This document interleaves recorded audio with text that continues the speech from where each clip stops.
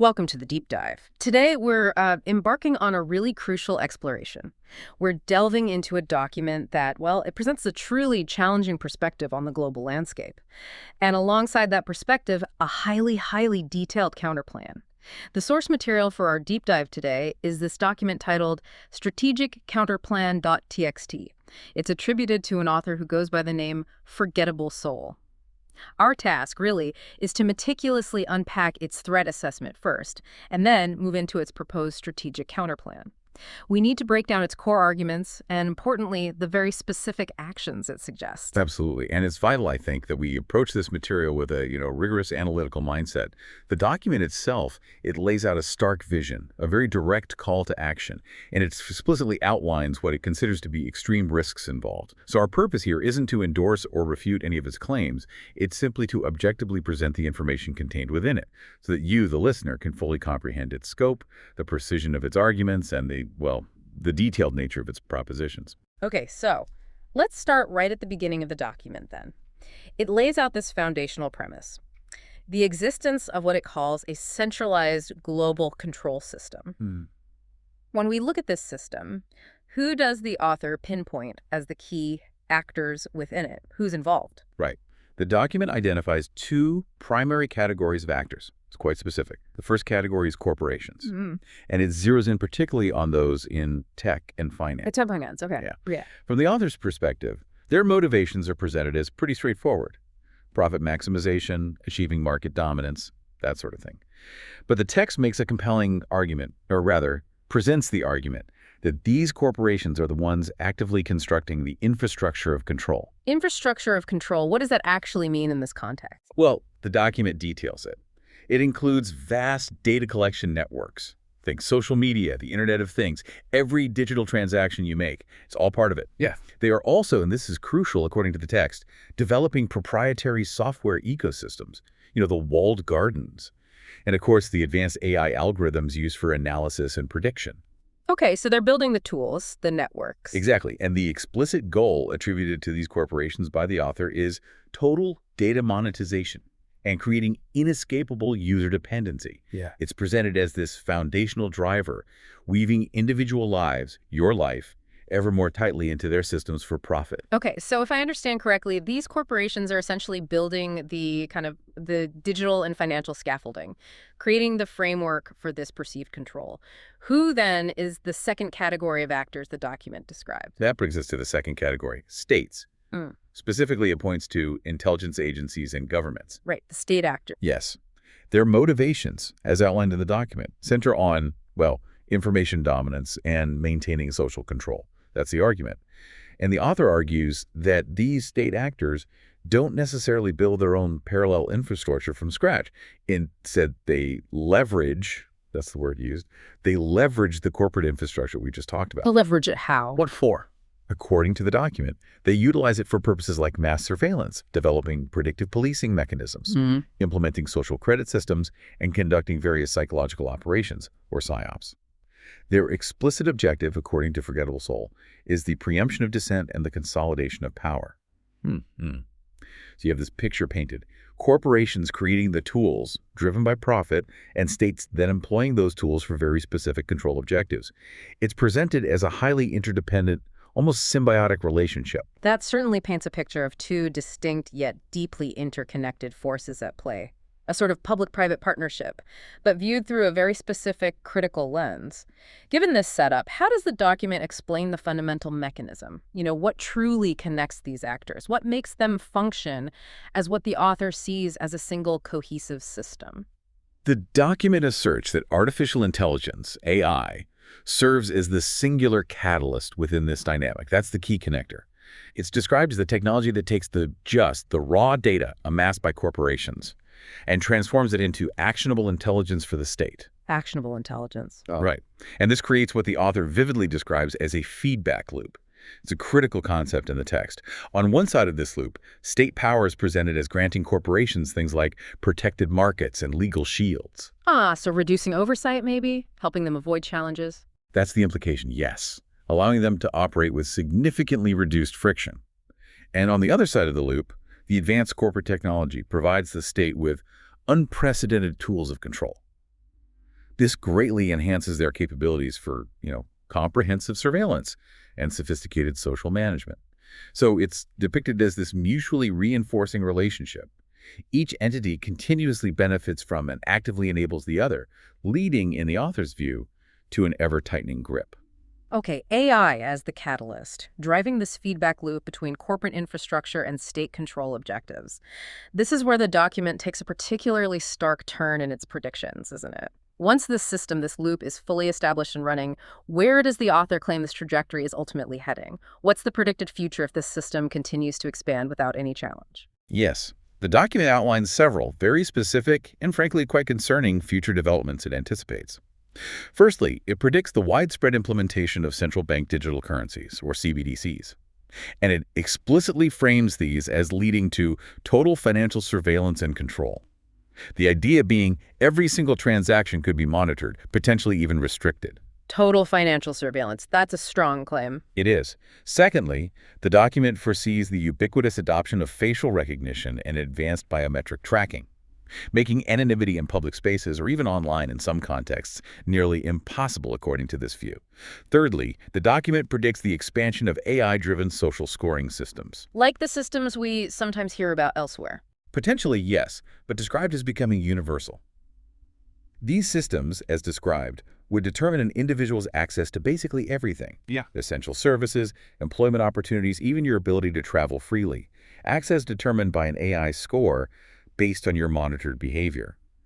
And the stated endpoint of this entire trajectory, it's described in pretty chilling terms, quote, "A society where all behavior is monitored, analyzed, and controlled by a small, unaccountable elite," end quote. This is really the core and arguably the most alarming aspect of the threat assessment that Forgettable Soul lays out. Monitored, analyzed, controlled. That's a truly detailed and urgent portrayal of a potential future. The author leaves no stone unturned in outlining these perceived risks. It's very thorough. Now, having explored this diagnosis, the document pivots quite dramatically into what it calls its strategic counterplan. And this is, well, it's a blueprint so radical it reads almost like a step-by-step guide for societal overhaul. It really does. It's incredibly structured. And the author emphasizes that this plan is strictly sequential. The phases have to happen in order. And it demands mass participation. It makes it clear that individual efforts, while necessary, won't be enough on their own. That's a key point. Collective action is central. Right. And there's also this stark warning embedded within it. The failure of any phase jeopardizes the entire effort. And maybe even more seriously, that the risks to individuals are extreme. It explicitly mentions loss of livelihood, loss of liberty, even loss of life. It's undeniably presented as an undertaking with the most profound consequences imaginable. Absolutely. There's no downplaying of the risks involved, according to the author. The plan itself is meticulously structured into 4 distinct phases. Each phase is designed to build upon the necessary success of the preceding one. So phase 1, which the document describes as having an immediate time frame, it needs to start now, basically. This phase is titled Individual Decoupling and Cognitive Fortification. Individual decoupling and cognitive fortification. Its central objective, as stated, is to starve the system of its primary resource, your data and compliance. Cut off the fuel, essentially. But the document underscores that while individual actions are foundational, this phase specifically requires a critical mass to have a material effect, implying that these changes need to be adopted by a significant portion of the population to achieve any real impact against the established system. So it's not just about a few people opting out, it needs scale. Exactly. It's presented as a call for widespread individual transformation, but with a collective goal. Okay, let's break down this foundational phase 1 then, starting with step 1, data starvation. What are the specific actions the document proposes individuals take to cut off this data flow, to starve the system? This step outlines a series of very direct and, let's be honest, significant changes to an individual's digital habits. These are not small tweaks. First, it advises ceasing use of all mainstream social media platforms. Just stop using them. All of them. That's a big ask for many people. It is. The idea presented is to immediately remove oneself from their primary data collection networks. Next, it recommends abandoning smartphones altogether. Wow. Okay. But acknowledging the practicalities, how embedded they are in modern life, the document does offer an alternative. If a mobile device is deemed absolutely necessary, it suggests using a de-Googled phone, Mhm. A phone running a privacy-focused operating system like GrapheneOS is mentioned as an example, and critically, rigorously minimizing the number of applications installed on it. Keep it minimal. Okay, so either ditch the smartphone or use a very specific lockdown alternative. What else for data starvation? For financial transactions, the plan advocates using cash for all local transactions Hmm. and minimizing as much as possible any reliance on credit cards, debit cards, and digital payment apps. The objective here is clearly to limit the digital trail of your financial activity. Go back to cash where possible. Makes sense in this context. Right. Digital communications are also a major focus. There's a strong recommendation to encrypt all digital communications. Using end-to-end encrypted services, Signal is given as an example. And also importantly, to encrypt your hard drives to protect data that's stored locally. Encryption everywhere, basically. That's the message. The document further calls for using privacy-focused browsers. It cites examples like Brave or Tor, browsers equipped with advanced tracking protection, and, paired with that, utilizing privacy-respecting search engines. DuckDuckGo or Brave Search are mentioned, getting away from the big data collectors in search and browsing. Okay, secure communications, secure browsing. What about the home environment? That's covered too. It explicitly instructs individuals to remove all smart devices and IoT devices from the home. It lists examples: Alexa, Ring doorbells, smart TVs, smart thermostats, any device that's constantly listening or monitoring. The idea is these devices constantly collect environmental and behavioral data, feeding the system, so get rid of them. That's another huge change, removing the smart home. It is. Finally, it advises ceasing the use of corporate cloud storage. Think Google Drive, iCloud, Dropbox. Instead, it advocates for using self-hosted solutions, if you have the technical ability, or, alternatively, using encrypted zero-knowledge cloud services where the provider can't access your data. The entire focus of this step, data starvation, is on systematically identifying and eliminating personal data leakage points across an individual's entire daily life. It's comprehensive. It really is an incredibly thorough and demanding list of digital disengagement tactics. Does the document offer any perspective on which of these steps it sees as the most challenging for individuals to actually implement? Or maybe where the biggest pushback might come from, even among people trying to follow the plan? Social pressure, convenience? It doesn't explicitly rank the steps by difficulty, no. But it does implicitly acknowledge the difficulty, mostly through its constant emphasis on needing critical mass and its stark warnings about the extreme risks.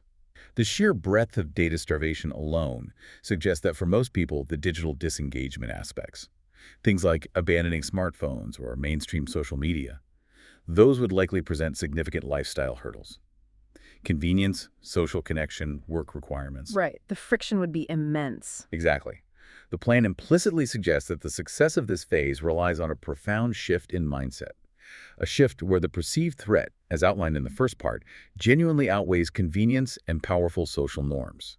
So the difficulty is acknowledged more by the sheer scale and extremity of the proposed changes, rather than a specific ranking of challenges. That makes sense. The actions themselves reveal the expected difficulty. So, okay, beyond digital habits and data, what about step 2, economic disengagement within this first phase?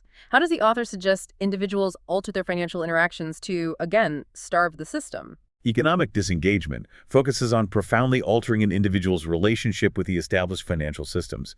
It goes beyond just using cash locally. The first key action proposed is to shift financial assets away from centralized banking institutions where possible. This suggests exploring alternatives, maybe credit unions, maybe other less centralized or potentially less surveilled financial vehicles. It's not fully specified beyond away from centralized. Moving money out of the big banks, essentially. That's the core idea presented. Then it strongly recommends acquiring and, importantly, using privacy-centric decentralized cryptocurrencies. It specifically names Monero as an example to embrace, highlighting its anonymity features. Conversely, it explicitly advises avoiding transparent, state-surveilled cryptocurrencies. Bitcoin, in most typical use cases, is mentioned as an example of what to steer clear of, precisely because its public ledger allows transactions to be traced. So choose your crypto very carefully, focusing on privacy above all else. That's the directive. Beyond these direct financial shifts, this step places significant emphasis on developing personal and household resilience. This isn't just about finance, it's about practical self-sufficiency, reducing dependency. It details stockpiling essential supplies, food, water, emergency provisions, basic preparedness, and crucially, It encourages learning practical skills, things like first aid, basic food production, basic repair skills. Becoming more self-reliant. Exactly. The overarching goal here is to reduce dependency on what the document terms fragile supply chains. The idea is to make individuals less vulnerable to systemic disruptions, whether economic or physical. Finally, it encourages supporting local businesses, local farmers, artisans, people operating outside the multinational corporate framework. And the explicit aim mentioned here is fostering and creating local parallel economies, networks of exchange that bypass the established centralized system altogether. Building resilience and local alternatives. Okay. That wraps up the economic side of phase one. What are the final part, step 3, cognitive defense? This sounds like protecting your mind, your thoughts. How does the document suggest individuals fortify their minds and their information streams against this perceived control system? Cognitive defense zeroes in squarely on information consumption and the cultivation of independent thought.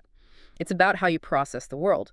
The document explicitly states to actively disengage from all corporate and state-run media.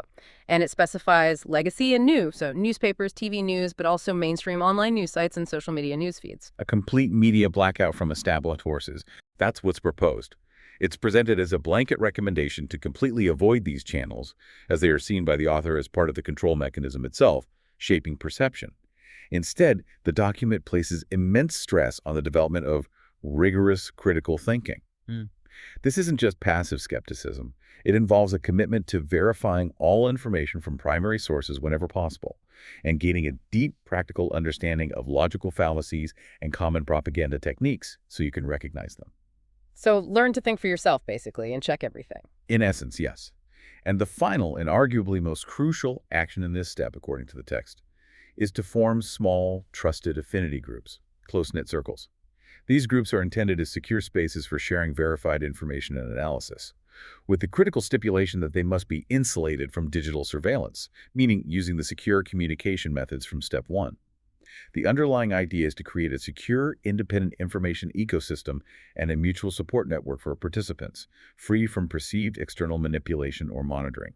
Okay, so phase 1 is incredibly comprehensive. Cut off data, disengage economically, build resilience, and shield your mind while connecting securely with trusted others. It's clear the author believes success hinges on a profound, almost total shift in individual habits and mindset. Now we transition to phase 2, networked organization and parallel infrastructure. The document gives this a time frame of 6-18 months following the start of phase 1. And this phase aims to scale those individual actions into, quote, organized, resilient communities capable of operating independently from the control grid. It's about building collective capacity, moving from personal change to community-wide infrastructure. Precisely.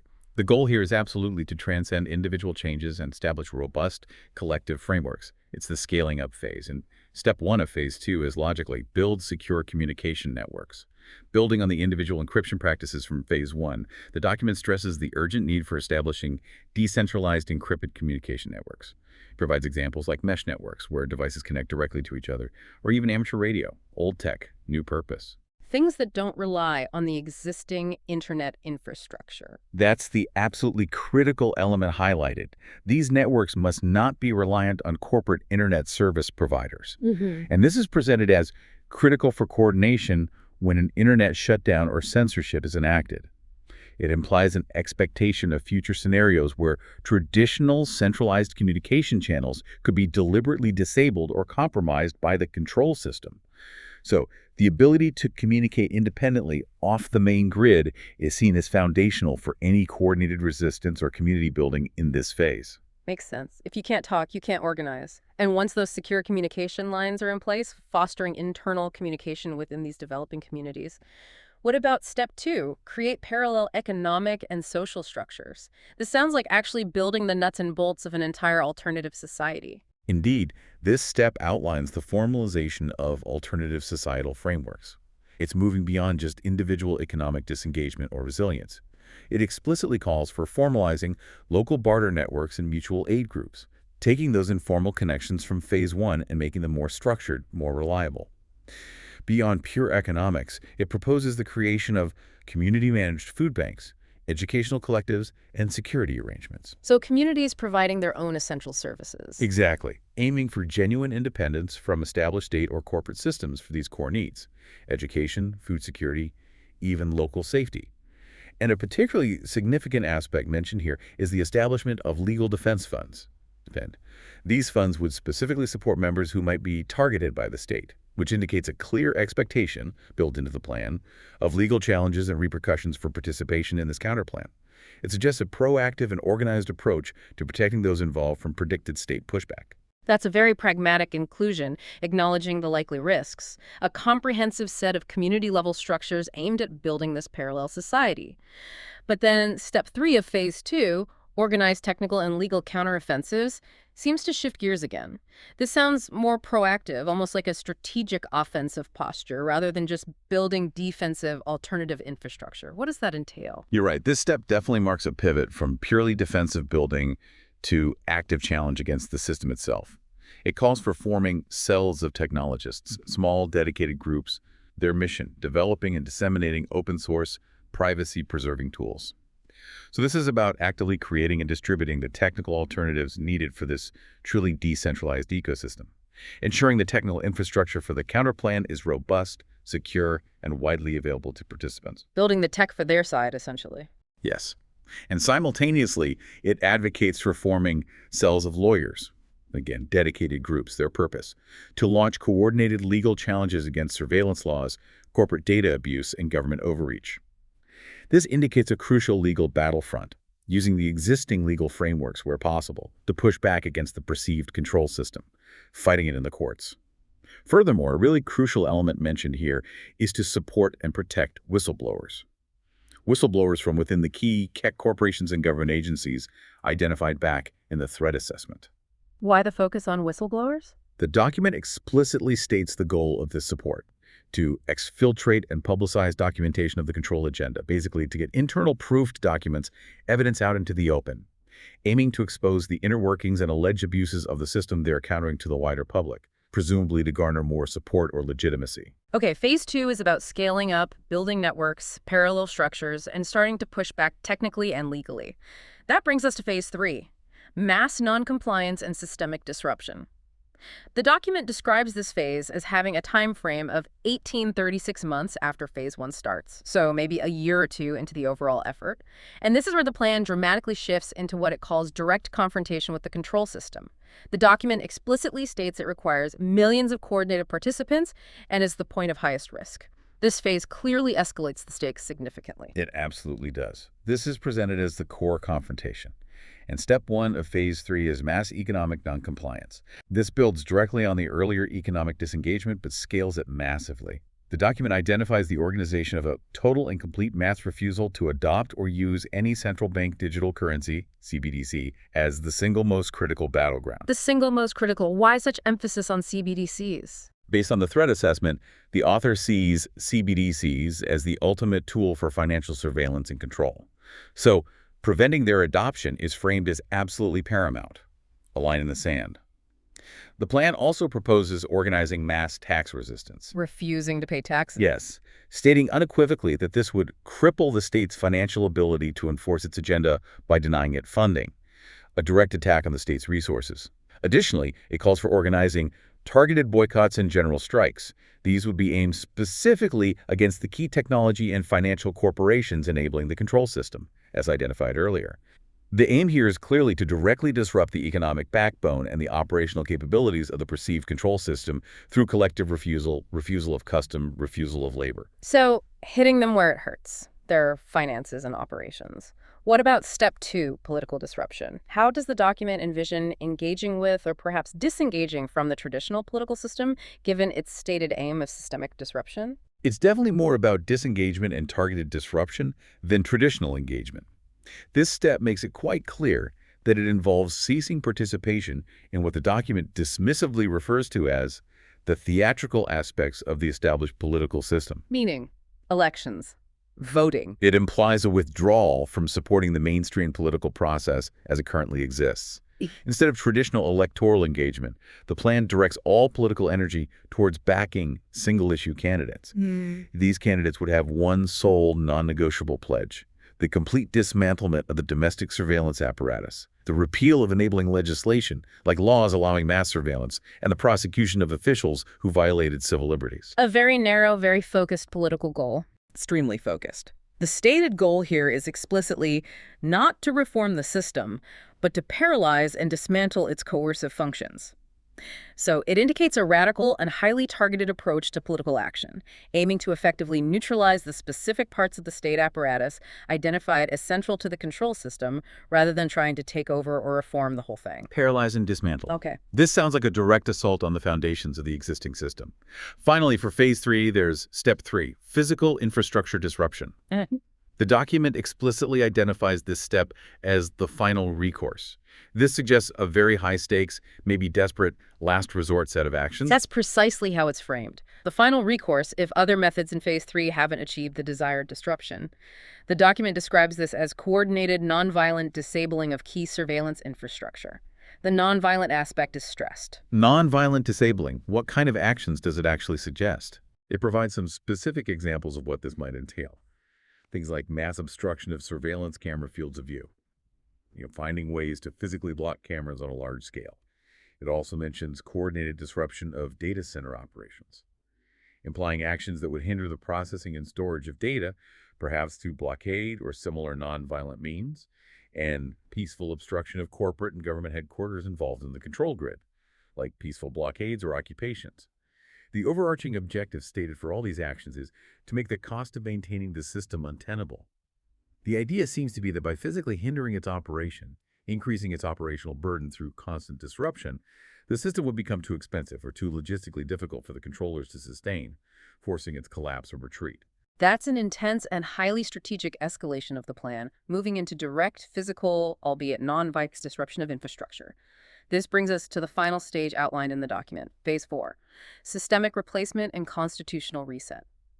This phase has a time frame of 36+ months, so 3 years or more into the plan, and the document explains that this phase is entirely contingent on Phase 3 being successful in breaking the momentum of the control agenda. Only after that perceived success can this phase begin, and it says a new system must be erected immediately. This is about building what comes next, presumably after a period of significant societal shift or disruption. Indeed. If Phase 3 succeeds in disrupting the old system, Phase 4 is about rapidly building the new one. And Step 1 of Phase 4 is titled Constitutional Conventions. The plan calls for the convening of these conventions at local, regional, and national levels, a multi-tiered approach. And their sole purpose is defined as drafting new constitutions or constitutional amendments, a fundamental legal reset. Rewriting the rules of the game, essentially. That's exactly it. And the document then specifies, in quite some detail, what these new legal documents must explicitly enshrine. These are non-negotiables. This includes things like the right to privacy, making it fundamental, ensuring data ownership by the individual, not corporations or the state, guaranteeing the right to encrypted and anonymous speech, and very pointedly, establishing the absolute prohibition of government-backdoored technology and warrantless mass surveillance. Building safeguards right into the foundational law. This is presented as a fundamental restructuring of legal and digital rights, explicitly designed to prevent the reemergence of the very control mechanisms the entire plan aims to dismantle. Laying down new, hopefully stronger foundations. And following that foundational constitutional reset, there's Step 2, dismantle and decentralize. This appears to be the practical implementation of that new constitutional framework, translating those new principles into concrete actions against the remnants of the old system and building blocks for the new one. Exactly. This step outlines very concrete actions for both dismantling what's left of the old system and building a fundamentally decentralized replacement. First, it proposes legally mandating the breakup of technology and banking monopolies. This aims directly at preventing the reestablishment of the centralized corporate power that the document identified as a key actor back in the threat assessment, breaking up big tech and big finance. Addressing the corporate side of the loop? Precisely. Second, it calls for abolishing the intelligence agencies responsible for illegal domestic surveillance, directly targeting the specific state entities identified as central to the initial threat assessment, a radical step. Third, it mandates building all new government services on open-source, fully auditable technology. The emphasis here is on transparency and preventing any kind of hidden proprietary control over public services in the future. Open source for government tech. That's interesting. Yes. And finally, and perhaps most broadly, it stresses structurally decentralizing all critical infrastructure. Energy grids, food supply systems, communication networks. The goal is to prevent the reemergence of centralized points of failure and, crucially, points of control.